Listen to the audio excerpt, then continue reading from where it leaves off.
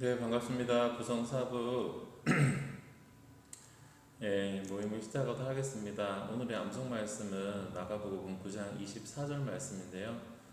예수께서 이르시되 할 수 있거든이 무슨 말이냐, 믿는 자에게는 능치 못함이 없습니다. 능히 하지 못할 일이 없습니다 하시니 요거죠. 오늘 이 말씀은 유임 목사님께서 오전 예배 때 또 설교를 잘 해주셔서 혹시나 못 들으신 분들은 그 예배를 또 확인하시면 또 될 것 같아요. 제가 더워가지고 윗옷을 잠깐 벗고 있습니다. 양해 말씀 바랍니다. 우리가 몇 주 동안에 이제 예언서의 말씀을 살펴보고 있는데, 우리가 이제 몇 주 정도 더 하고 또 이제 선선한 가을이 오면은 다시 또 부부와 또 자녀에 대한 이야기들을 또 해 나갈 수 있도록 그런 시간들이 주어지기를 바랍니다. 여러분 그 유대 묵시 문학 오늘은 다니엘인데요. 다니엘은 이제 사실은 이제 예언서에 포함되어 있지만은 그 묵시 문학에 포함이 됩니다. 묵시 문학이란 거는 뭐냐면 묵시, 계시, 묵시라는 건데, 이 시대가 왜냐하면은 사실은 다니엘이 이제 나라가 멸망했고 포로로 잡혀간 시기잖아요. 그래서 성전도 무너지고 나라도 무너진 이 상태에서 이 하늘과 땅의 새로운 질서, 사실은 이 포로에서 돌아오고 나면은 여기가 이제 제 유튜브에 업로드하기 위한 녹화를 위해서 여기 또 우리 채널 이제 함께 실시간 채팅을 했는데 제 얼굴이 이렇게 나오고 있죠. 포로에서 귀환을 했음에도 불구하고 이제 예언자들은 원래 이제 학계 같은 이런 예언자들은 포로에서 귀환하면은 이스라엘 나라가 회복될 거라고 말했어. 근데 그것이 실현되지 않았고 순환의 역사, 고통의 역사가 계속되는 거죠. 예언자들은 낙관적인 그런 이 예언자들 때문에 낙관적인 신뢰를 갖고 있었는데 이것이 분노하게 되고 그 신뢰가 이제 무너진 그 상태에서 묵시문학이라는 것은 포로 후기 시대 이 새로운 창조, 예언자들의 낙관주의가 벽에 계속 부딪히게 되면서 이러한 사회의 변혁을 위해서 현실의 그 역사에 혼돈을 타기 위한 새로운 변화의 프로그램을 할 수가 있습니다. 그래가지고 이 신구약 중간기 BC 2세기에서 BC 1세기 사이에 묵시문학이 이제 생겨지게 되고 BC 1세기에서 AD 1세기까지, 그래서 BC 2세기의 다니엘서 그리고 AD 1세기의 요한계시록, 요것이 이제 대표적인 묵시문학이라 볼 수 있고, 극심한 박해기 그리고 소외되고 박해당하는 그런 위기에서 순환당하는 자들의 그 몸짓이 현실에 그 싸워나가는 것을 선과 악의 그 우주적인 그 전쟁의 그림자로 보게 되는 묵시문학을 탄생시키고 있는 거죠. 에스라 느헤미야 시기에는 묵시문학의 증언들이 침묵하고 있습니다. 왜냐하면 사회 전체가 개혁에 호응하는 변혁의 운동이기 때문에 이 사회가 변혁되는 몸부림이 없는 곳에서 묵시문학의 소리가 울려 퍼지게 되고, 사회적인 그 개혁이나 이런 프로그램들이 잘 돌아갈 때는 이 묵시적인 이 내용이 필요가 없는 것인데요. 현실이 정말로 혼돈스럽고 지금 막 너무 어렵고 고통스러울 때 그 현실을 타개하기 위한 이 대안적인 몸짓이라고 볼 수가 있는 겁니다. 그래서 두 번째 묵시문학의 기능은 위기와 정화입니다. 위기. 오늘 앞부분에 있어가지고 위기와 정화인데, 이 생존이 위협을 당하는 그 시절에 억압받는 유대인들에게 위로와 권고와 희망을 주기 위해서 생성된 것이 바로 묵시문학이랍니다. 또 하나님의 능력을 드러냄으로써 이 혼란 가운데 있는 독자들에게 희망과 부활의 메시지를 제공하는 것이 또 묵시문학입니다. 그래서 심판과 하나님의 지혜를 드러내요. 그래서 현실에서의 고난을 이길 수 있는 힘을 제공하고, 위기가 실제로 다가오는데 그런 다양한 위기들을 어떻게 이게 목이 안 맞나? 잘 맞죠? 어떻게 대처하는가? 요한계시록의 경우 같은 경우에는 이 박해와 순교의 사례들, 요한은 사실은 섬에 갇혀 있잖아요. 그런데 이제 박해와 순교의 사례들이 이 지금 밖에서 무엇이 일어나고 있는지를 짐작할 수 있는 근거를 제공해 가지고 요한은 그 대안적인 실체를 보여주고 있는 겁니다. 그래서 묵시문학은 신앙에 충실한 자들에게 희망과 위로를 준다. 최후의 하나님의 궁극적 승리, 새하늘과 새 땅이 있기 때문에 현실의 정치 상황은 한시적인 것이다. 모든 것을 뒤엎을 것이다. 이렇게 말을 하고 있는 겁니다. 또 하나는 묵시문학은 이 저항의, 이게 지금 위기와 정화, 지금 저항인데 제가 지금 정화라고 썼는데요. 저항적인 기능을 하는 겁니다. 박해받는 자들에게는 이 위로와 희망이 그리지만 그렇지 않은 자들에게는 저항 문학으로 비춰지는 겁니다. 기존의 질서를 수호해야 되는 사람들에게는 이 묵시문학이 불순하게 느껴지는 거죠. 그러나 묵시문학은 이 물리적인 그 저항을 지지하지는 않습니다. 하나님께서 대단원의 막을 내릴 것이라는 신념이 있고 비폭력인 저항들, 지배계층에 맞서면서도 반박하면서도 그들을 죽이는 것보다는 순교당하는 것을 그들이 택했다는 거죠. 그래서 때로는 근데 이제 묵시문학이 이제 사람들의 관심을 현실이 아닌 이 다른 세상으로 좀 도피시키는 그런 이제 그 기능을 가지고 있지 않나, 현실을 무시하지는 않나, 현실 도피주의가 아닌가 이런 생각을 할 수도 있는데요. 그렇게 묵시문학은 현실에서 도피하기보다는 현실의 압박에서 해방되어지는 기존의 질서, 이 현실의 세상을 저항하고 새로운 세계가 있다고 목소리를 높이고 권위에 대해서 순종하기보다 맹목적으로 복종하기보다 더 높은 차원의 권위, 하나님께 순종해야 된다. 그래서 인간이 아무리 발버둥 쳐도 하나님의 역사의 그 궤도를 바꿀 수는 없다고 생각하기 때문에 폭력적인 선동은 하지 않습니다. 그래서 묵시문학은 위기에 처해 있는 자들을 위로하고 격려하는 기능, 그리고 제가 정화라고 잘못 썼는데 저항이죠. 제가 책을 이해를 똑바로 못해가지고 연구하면서 저항, 기존 질서에 대해서는 강한 저항 의식을 가질 것을 촉구하는 겁니다.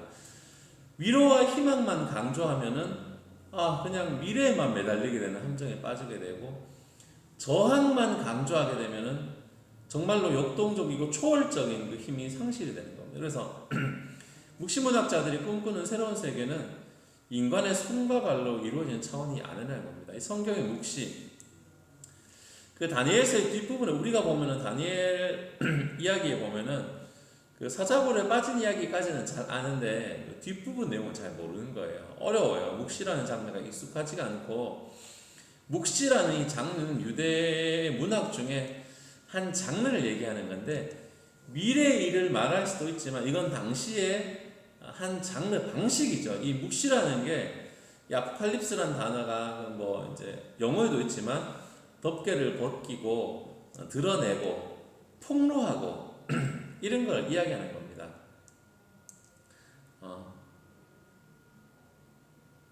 경찰이 데리러 올 거야 이렇게 얘기하면은 관계없는 사람은 아무 의미가 없지만 아이를 잃어버린 부모에게는 예를 들어 이것이 이해가 되는 이야기입니다. 그래서 이 묵시문학인 것은 동시대적인 역사적인 흐름과 생각을 가지고 있는 사람들이 내부 용어로 통용이 되는 거예요. 우리끼리만 알자. 그들의 상황 속에서 박해를 받고 성전이 더럽혀지고 이것들을 바라보면서 어떻게 이것이 몰락하게 되는지를 보게 하고 위로를 주는 거예요. 성경의 묵시의 특징은 공간도 초월하고 시간도 초월하고 하나님 나라는 공간적으로 갇혀 있는 게 아니다. 이 땅에 존재하면 동시에 하늘에 존재한다. 시간도 초월한다.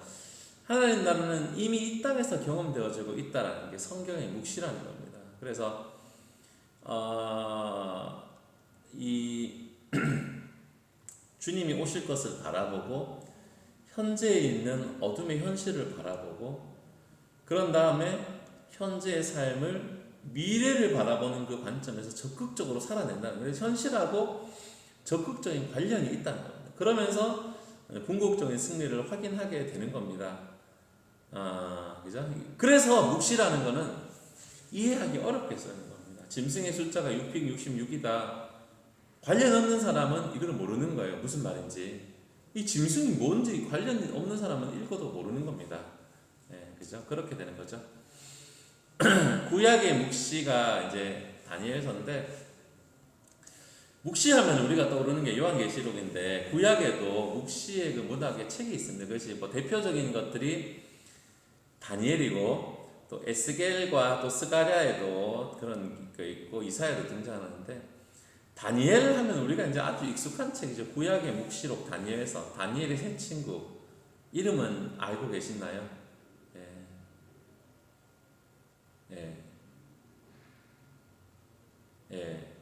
사드락, 메삭, 아벳느고라고. 교육 좀 다닌 사람들은 요거 알고.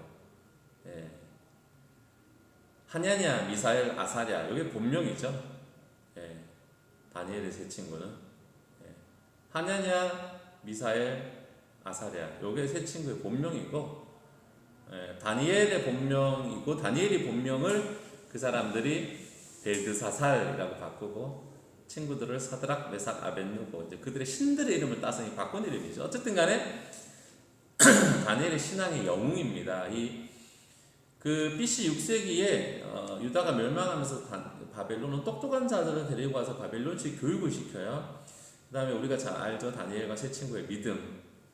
아주 도전을 주는데, 뭐 다니엘 학습법, 다니엘 기도, 뭐 이런 게 하면서 다니엘과 세 친구 이야기를 우리가 읽다 보면은 신앙의 영웅들이 떠오르게 됩니다. 이 포로기 시대를 믿음으로 싸워서 이겨낸 이야기, 감동을 주지만, 그것만 가지고 은혜 받을 수 있지만, 그거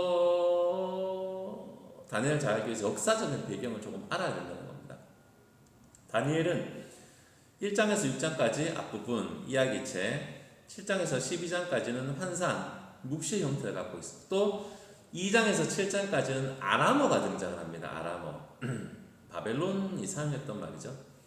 또 생각할 것은 이 바벨론의 배경인데, 뒷부분은, 앞부분은 BC 6세기라고 볼 수 있지만 뒷부분은 BC 2세기 사이에 기록되고 문헌화된 거랍니다.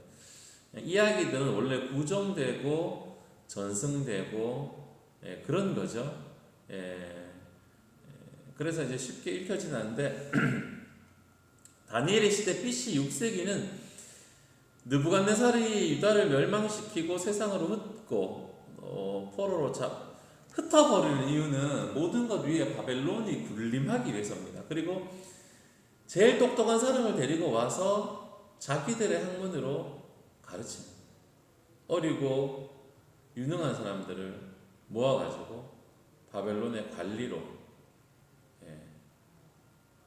다니엘도 그렇게. 다니엘과 세 친구는 이스라엘 백성의 정체성을 잊어버리지 않기 위해서 애를 쓰는데요. 어떤 경우에도 나는 하나님의 백성이다. 나는 하나님의 백성 정체성을 지키겠다. 이런 결단을 가지고 이야기하는데, 왜 BC 2세기에 이것이 기록되고 편집되었나, 정경에 들어갔나 하면은, 오늘 이루어진 1장에서 6장까지 하려고 그랬는데 서론이 조금 길어서 다 못할 수도 있겠네요. 이때 또 한 번의 특별한 사건이 일어났기 때문입니다. 바벨론이 페르시아 이후에 몰락을 당하게 되고요. 페르시아에 의해서. 그리고 이 페르시아에 이제 이후에 알렉산더가 등장하는데, 이 알렉산더는 헬라 문화, 그리스 문화, 헬레니즘을 보급하자. 세계 통합의 꿈, 온 땅을 헬레니즘으로. 알렉산더가 33살에 죽고 나서 나라가 4개로 나눠지고 4명의 장군이 왕조를 만듭니다. 근데 이집트 쪽의 프톨레미 왕조가 팔레스타인 지역을 다스리게 되는데, 자치조직을 인정하고 좋은 분위기를 가지고 있고 또 세금과 조공만을 받고 신경 안 썼는데, 100년쯤 지나서 셀류커스 왕조의 안티오코스 3세가 세력을 확장해가지고 팔레스타인 지역을 장악하게 되면서 이 셀류커스 왕조는 잔인하죠. 모든 문화와 종교를 헬라화해야 된다. 헬레니즘의 그 영향으로. 다른 종교 안 돼. 대제사장을 임명하고 이 안티오코스 에피파네스라는 왕은 유대교를 불법으로 간주하고 박해하고 과격한 조치하고 성전에 제우스 신상을 세우고 성전을 더럽혀요. 가증한 것이 성전에 섰다. 이 시대가 바로 BC 2세기 시대인 겁니다. BC 164년에 이 마카비 형제, 이 이스라엘 마카비 형제가 성전을 탈환을 해요. 반란이 일으켜가지고. 근데 몇 년 만에 또 끝을 내리게 되고, 이 로마 세력이 끊임없이 반란을 부추깁니다. 그러면서 하스몬 왕조, BC 141년에 하스몬 왕조 때 독립을 선언하게 돼요. 근데 이제 왕위 계승 문제로 혼란을 일으킬 때 로마가 개입하게 되면서 이제 로마가 또 다스리게 되는 겁니다. 이 다니엘서는 이 마카비 가문이 전쟁을 벌이고 있을 그때, 이 탄압이 있고 박해가 있고 혼란과 소동이 있을 그때를 종말론적인 입장에서 이제 해석하면서 이제 기록이 되고 문헌되는데요. 다니엘서의 장르와 의도라는 것은 이야기와 환상의 결합입니다. 두 개의 요소가 결합되어 있는데, 유대인들이 이 학자들의 서재에서 생겨난 책이 아니라는 건 실제적으로 겪는 문제들, 그거는 문학적으로 써 나가는 것이고, 이 BC 2세기의 그 역사적인 암울한 이 혼돈에 대한 반성으로 생겨난 거죠. 일찍이 성경의 형성이 그렇습니다. 유포되고 전승되어 구전되어지고 회람되던 이야기에 이 환상의 기록이 첨가되면서 문학적인 작업을 통해서 다니엘서가 완성이 되는 겁니다. 다니엘서가 최종 편집된 그 시기를 BC 2세기로 본다면 우리는 독자들에게 무엇을 바라는 것일까? 왜 묵시라는 형태의 것을 만들어냈을까? 이들이 유대인이 당하고 있는 이 역사적인 고통, 그리고 희망하고 있는 것과의 너무 간격이 크고, 그러한 대립과 반목들이 또 이제 정말 이 지상에 도저히 극복할 수 없는 그 나쁜 왕들, 그로 인해서 벌어지는 하나님의 통치와 지상의 통치 가운데 뛰어넘을 수 없는 그 갈등의 상황이 묵시 문학을 탄생시켜 나가는 거죠. 그래서 어떠한 정보나 지식을 전달하는 것이 아니라 위기에 처한 유대인들에게 하나님의 이름으로 권고와 위로를 전하고, 사실 다니엘 이 책은 평화주의에 가깝습니다.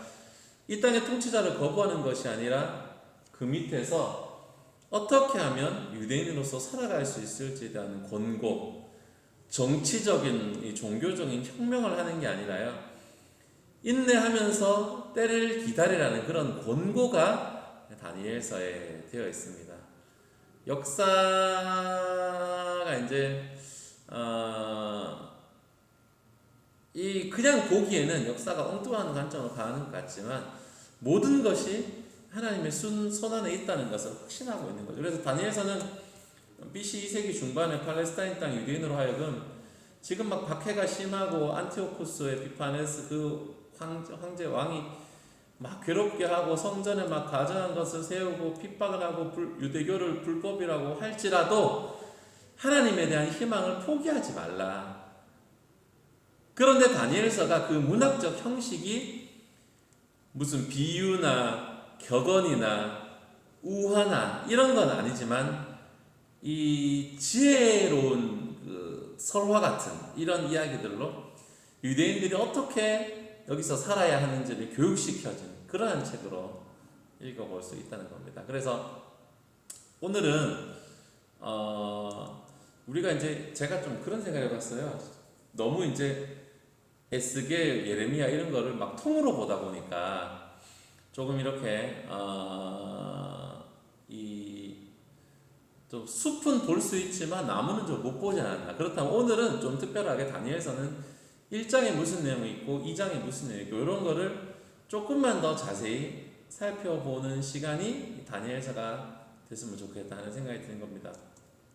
그래서 한 장씩 구분을 해가지고 한번 그 교훈들을 찾아보자는 거죠. 우리가 1장에 보면은 1장이 정말 은혜로운데 뜻을 정한 다니엘과 세 친구, 예, 이 10대들이죠. 10대들 제가 써놨죠. 구분 10대 청소년들 친구들의 상황과 이름과 왜 포로로 왔는지. 그런데 이들은 거룩한 반항을 하고 대안을 제시하면서 불복종하고 있는 겁니다. 왕의 진미를 먹지 않겠다 실천하고 이제 거룩한 반항을 하고 그 거룩한 반항이 성공을 거뒀습니다.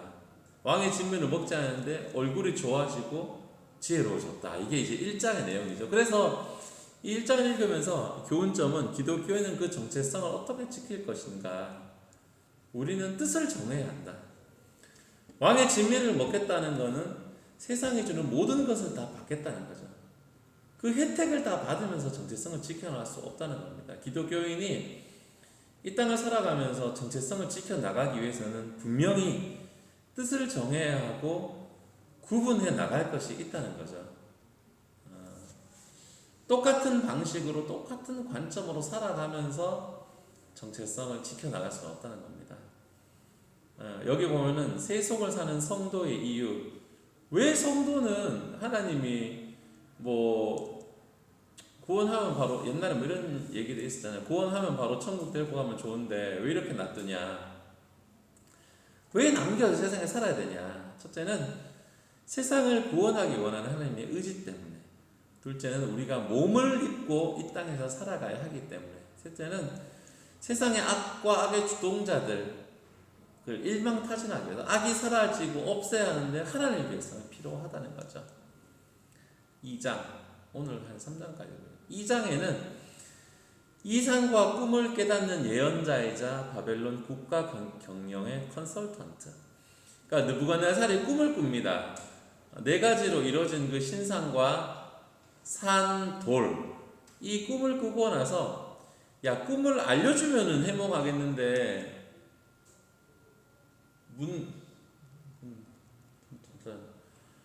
꿈이 뭔지 알아내고 해몽해라 하니까 이 부하들이 신들 외에는 그걸 모른다. 그러나 읽어보면은 다니엘에게 알려주시고 다니엘이 꿈을 해석하니까 느부갓네살이 깜짝 놀라고 다니엘을 높이고 하나님을 찬양하는 겁니다. 꿈의 해석은 내 제국의 정체인데요. 이 신상이 뭐랄까? 이거는 이제 7장에 다시 나오기 때문에 오늘은 다루지가 않고 이 꿈은 내 제국을 이야기하는 겁니다. 순서대로. 그럼 2장에서의 교훈점을 살펴보면은 대조적인 두 인생의 느부갓네살과 다니엘.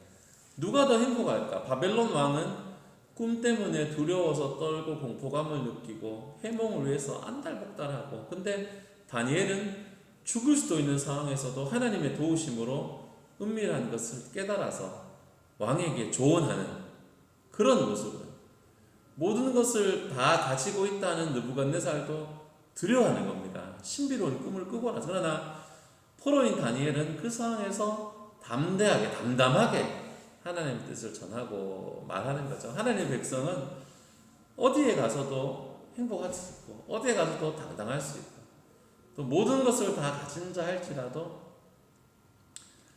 하나님이 주신 평안이 없으면 다 가진 게 아니다. 그런 것도 우리가 깨달아 볼 수 있죠. 꿈속에서 대조되는 두 가지는 거대한 신상, 금, 은, 노철과 그리고 산에서 내려온 손대지 아니한 돌. 누가 더 영원한가? 거대한 신상이 등장을 해요. 좋아 보이는 것으로 가득 차고 거대하고 빛나고 있고 이것이 온 땅을 다스리고 있는 것 같은 그런 강력한 느낌이 드는데, 이것이 어떻게 무너지고 깨지는가? 산에서 내려온 살아있는 돌, 산돌, 리빙 스톤이 와서 깨버리는 겁니다. 이 환상의 마지막 부분은 돌이 그 신상을 깨어버려요. 산에서 이 뜬 삽으로 퍼낸 이런 돌이 아니라 손을 대지 않은 돌이 날아와서 신상을 파괴하는 그 돌. 우리는 이제 신약시대를 살아가기 때문에 그 돌을 반석이신 예수 그리스도께서 모든 우상을 파괴하는 권세가 있으신 분이다, 이렇게 바라보는 거죠. 만국을 다스리는 분. 눈에 보이는 강력하고 찬란한 신상이 영원한 것인가, 아니면 산에서 온 초라한 돌과 같은 그 돌이 영원한가? 예수님은 초라해 보이지만 영원한 분이시며, 황제는 강력해 보이지만 그 돌 하나에 초라하게 무너지는 이 거대한 역사의 그림을 보여주는 것이죠. 3장에도 우리가 유명하죠. 그리 아니하실지라도, 그리 아니하실지라도 우리는 절을 하지 아니할 줄을 아옵소서. 이 금신상을 이제 숭배하는 국가주의 종교, 이게 이제 금은 바벨론이고 그 신상에서, 은은 금 다음에 왕보다 못한 다른 나라가 일어날 것이다. 뭐 이런 이제 해석이에요. 근데 이제 제국의 흥망성쇠를 얘기하는데, 그 말을 들을 때는 집에 가서 영광을 돌렸는데 집에 가서 그렇게 좀 억울하다는 거예요. 그래가지고 금신상을 만들었습니다. 꿈에서는 얘기했는데, 나는 나눠주는 것을 인정하지 않겠다. 나는 나의 왕국을 영원토록 가겠다. 머리부터 발까지 그 금신상을 만들고 절하라. 바벨론 왕이 하나님의 뜻에 반하는 그런 명령을 내는 겁니다. 이제 위기에 처한 다니엘과 세 친구. 세 명의 친구는 나는 절하지 않겠다. 다니엘은 뭐 어디 갔는지 잘 모르겠어요. 이거 뭐 알 수가 없는데. 그래서 죽음으로 신앙을 사수했죠. 불을 7배나 지펴가지고 간수도 불타버렸는데, 그럼에도 불구하고 그 세 친구는 그리 아니하실지라도 절하지 않겠다, 그렇게 얘기를 했습니다. 근데 이제 그 반전이 일어나는 것이, 이제 다니엘의 세 친구를 느부갓네살이 더욱 높이는 것. 그래서 이제 어떤 사람이 들어왔는데, 그 신의 아들 같은 분이 막 같이 다녔다고 하나님께 영광을 돌리는 겁니다. 그래가지고 이 70인역을 보면은 그 뒷부분에 아사랴의 기도가 들어가 있어요. 아사랴가 어떤 마음인지. 어쨌든 간에 이 교훈점은 이 다니엘 3장 사건을 보면서 하나님이 정말로 살아계시다, 그 하나님이 그 신실하시다는, 그 전능하시다는 그 고백이 얼마나 엄청난 위력을 보여주는가. 하나님이 없는 것 같고, 황금이 모든 걸 다스리는 그 세상, 권력이 다스리는 세상을 보면은 하나님이 이 땅을 다스리는가 아닌가 이런 의문이 드는데, 세 친구의 고백은 하나님이 우리를 건지실 수 있습니다. 그렇지 않더라도 절하지 않겠습니다. 세 친구는 증명하게 되는 거죠. 신자의 고백이 얼마나 강력한가, 하나님의 능력을 확인하는 건 이야기가 되겠고요. 누가 이 세상의 참된 주인인가? 초대교회가 로드, 퀴리오스라고